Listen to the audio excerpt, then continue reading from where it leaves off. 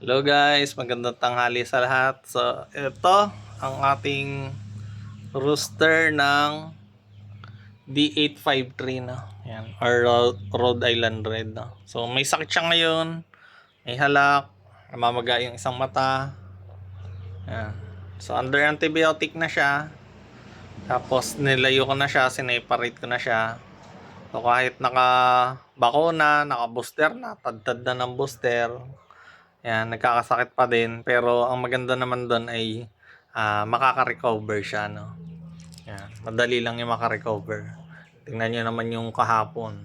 Lukuyin siya. Talagang stress na stress. Pero ngayon, nakakabawi-bawi na, no? Nagmumulat na yung isa niyang mata. Yung isa, nakipikit pa rin. Pero nag-subside. Medyo nag-subside na konti yung pamamaga ng mata, no? Ano yan? Sa sipon yan, guys. Sa sipon. Mukhang tinamaan tayo ng Coryza dito, no? Tapos may mga ilan tayong sisiyo na may sipon din. Hirap din huminga. Ang ganda pa naman nun. Dalawa. So, kulay itim yung dalawa, no? Tinamaan din, no? So, yun. So, kanina may nag-avail ng yung mga Rhode Island Red natin. 3 piraso. Si Ma'am Sheena May. Yan. Yan. So sa November 28 may mga papisa tayo, medyo madami-dami 'yon. Nasa 40 eggs. Sana marami ang mapisa. So 40 out of 40 fertilized naman. Nagkanding ako ng isang araw. Okay naman sila lahat. Sana mapisa lahat, no. Yan. Yan. So pagpahingahin na natin 'to, no. Yan. So, punta tayo doon sa Brahma.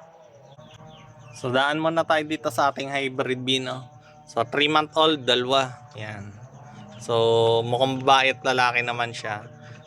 May nagpa-reserve nito, kaya lang hindi pa siya nagre-reply. Nasa siguro ilang days na din, almost 2 weeks na din na hindi siya nagre-reply. So, baka hindi na rin to kunin kapag may interesado, hybrid A ito. Yan. So, medyo malaki na rin, lampas 1 kilo na rin to bawat isa na. Yan. Goods naman silang dalawa, walang sakit na. Yan. So kung may interesado, kapag hindi nagre-reply talaga si nagpa-reserve, marami tayo niyan dito yung mga nagpapa-reserve hindi kinukuha. Yan. So ito, yan. Dito sa kabilang pen, yan. Ito naman yung ating hybrid bee. Yan. Malaki na din, nasa 3-month-old, pero mukhang mas mabilis lumaki si si hybrid A, pero mas mabagal lang lumaki si hybrid B, pero mas mabigat sa hybrid B. Yan. So maganda din 'to. Yan lalaki, yan talisayin. Natin yan, for release na yan. Itong babae, pag-isipan ko kung i-release ko kasi nagagandahan ako eh. Gusto kong i-keep for breeding purposes, no. Yan. Dito sa kabilang pen, 2 months old to. Tingnan na, ito 2 months old, yan, for release din sila, no. Yan, goods naman sila, wala namang mga sakit ngayon. Pero ging antibiotic ko na din para makasigurado lang na hindi sila malakas yung resistensya nila. So ito almost 2 months old na, mga 1 week na lang to, 2 months old na, mga Brahma natin, no. Dark blue, yan. Ito yung mga itsura pagbata pa, hindi cute. Hindi ako nakukutan pagbata pa, no. Mukha stretch. Yan. So 2 months old, pero paglaki niyan ganda na niyan, no? So ito 2 months old din. Yan, 2 months old na hybrid bee. Yan, blue tsaka yung ganyan kulay. Ang tawag ko diyan ay ang tawag diyan? Gold. Gold yan, gold. Iba pa yung buff, no. Yan. Ito blue at gold. Tapos dito, yan. Tsaka yan, mga 1 month old.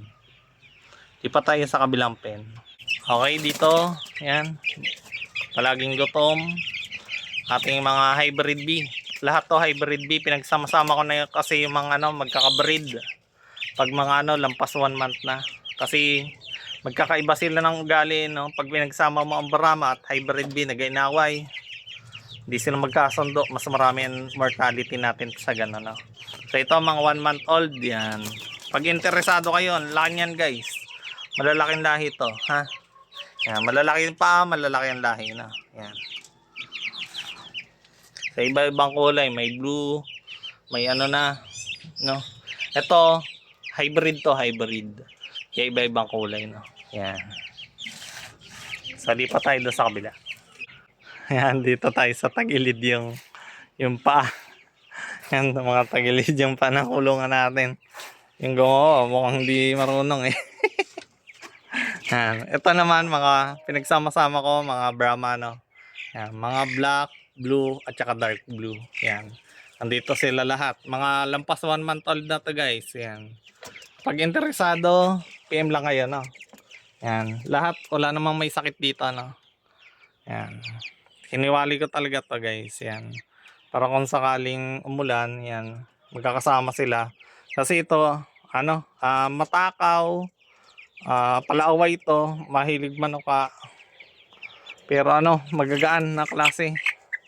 Yan. Pero malalaki yan guys. Mabagal to lumaki. Pero pag lumaki yan, lalaki. Ang lalaki talaga. Yan, lipat tayo sa kabilang pen. Okay, dito yan, Rhode Island Red. Yan. 1 month old. Yan. Tapos may mga hybrid B at saka ano to? Brahma. Yan. Black, dark blue, Brahma, no? At saka mga hybrid B na blue. Lalaki ng paa, no? Yan, gaganda niyan, guys. So dito wala naman sakit na. Yan, goods naman sila lahat. Takot lang sa tao. Yan, ayusin natin. Okay. So lipat tayo sa kabila. Okay, dito naman sa kabila, yan. May Rhode Island Red pa rin, 1 month old. Ito naman Rhode Island Red na to, naka-reserve na to, no? Tapos yung iba, mga less than 1 month, may 1 month na sakto. Ayan. So check natin. Mga wala naman sakit dito, no? Yan, okay naman. Goods naman sila lahat. So ang breed natin dito ay Brahma, Rhode Island Red, at saka mga hybrid B. Wala na tayong hybrid A, nag-stop na tayo doon sa hybrid A. Concentrate na ako ngayon sa Rhode Island Red lahat, no? Pati hybrid B, nag-stop na rin ako. Puro Rhode Island Red. Sa sobrang lakas mga itlog ng Rhode Island Red natin, hindi na natin mailagay lahat ng itlog niya sa incubator. Yan. So lipat tayo doon sa ating kulungan ng Jersey Giant at Brahma, no? Yan. Okay, dito mga ayan, mga hybrid A. Anahin natin yan. Ihanda natin yan sa birthday ng isang anak. Yan. Yung mga kulay itim na yan, ubusin na natin yan lahat na. Sa bukas, katay na yan lahat. Yan. Tapos yung mga dangtaw, hindi pa rin, nangitlog. Walang similya. Sayang. Sayang patukan. Tatakaw pa naman, no? So, wala pa rin tayong papisa ng dangtaw. Mukhang hindi na makakapagpasisiw. Baka isoli ko na yan. Ayan. Ito po ang ating Brahma 30 line, na. So lavender at saka dark blue na hen. So for release na din to sila. Yan. So makapal masyado yung balahibo niya sa paa, no? So katapos lang maglogo ng lalaki. Ayan, tingnan nyo naman yung mga balahibo, no? Pero goods na yan. Makastalo man yan. So sa eggs, may fertile eggs tayo. Marami tayo. Everyday siya nangingitlog. So kapag may interesado, message lang, na. Yan. Nasa 1/3 ang price niya sa day old. Ayun. Ito naman ang ating lionhead rabbit. 1 year old na to. Naka-4 beses ng panganganak. Yan. So ito, ganito kakit ang ating lionhead. Hindi ko na ito malagaan, kaya for release na din to. Yung lalaki, okay yung balahibo. Hindi siya sabog-sabog, hindi tulad ng babae. Yan. Ito yung babae natin. Kayo nang bahala mag-alaga kung kukunin nyo, no? Hindi ko na kasi siya maliguan at masuklayan, no? So, isama ko lahat yung mga suklay niya kapag kinuha nyo, no? Yung kung magkano to, same price ng kung magkano ko siya binili dati nung 1 month old pa lang. So, 1 year old na to, hindi na kayo lugi, no? Yan. Makapal yung balahibo niyan. So yung balahibo niya medyo hindi na nalagaan kaya ganyan na ano. Yan. Pero trim at saka suklay-suklay goods na yan. No? So red eye yung ating ano babae daw.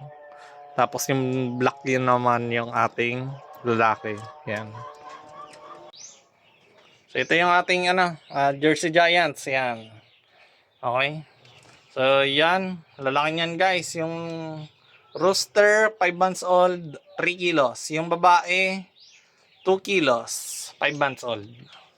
So ilang buwan na lang 7 months pa bago tayo makapagpasisiw. Start tayo ng 1 year old no. Mag-breed no. So yan, gaganda niyan guys. Kapag may interesado, message agad para makapag una sa listahan no. May nauna na pala. Yan. So at least mga pang-tatlo na kayo, no? Pang-tatlo, pang-apat. So, yan. Message lang, guys. Yan. Lalaki na, oh. Punta tayo doon sa Brahma, no? Ito naman yung bahay ng ating Brahma, no? So, ang ganda ng bahay. Mukhang bahay na maliit na. May mga ilaw pa yan, guys. May mga electric fan pa yan, no? Yan. Silip tayo. Yan. Lalaki na yan, guys. So, may almost 5 months old. 4 to 5 months old yan. Yan, lalaki na, tatakaw pa, mga galit pa sa mundo pag hindi mo napakain. So mga may gold tayo, may gold, may anong tawag dyan? Hindi ko alam ang tawag sa kulay. Mag-iba kasi sila ng kulay ng magulang, pero may blue din tayo guys, ganda ng blue. Ayun blue, ganda. Ganda ng blue. Yan, ikikip natin tong blue na to. Tapos may isang gold tayo na kukunin, no? Yan, gold. Tapos black at blue. Yan. So tingnan niyo naman guys, pansinin niyo muna yung balahibo sa paa. No, kapal, 'di ba? Quality ni quality 'yan. Although yung kulay ay hindi ko gusto.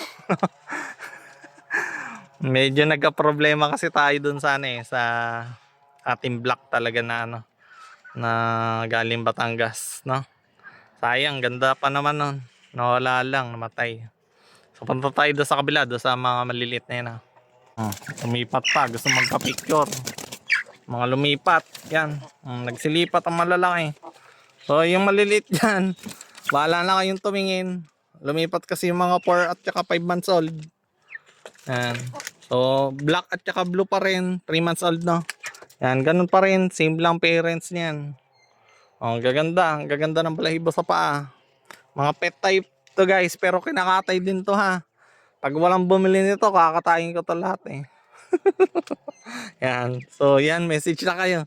Kapag, message lang guys. Yan. So, yun lang. Muna. Bye-bye.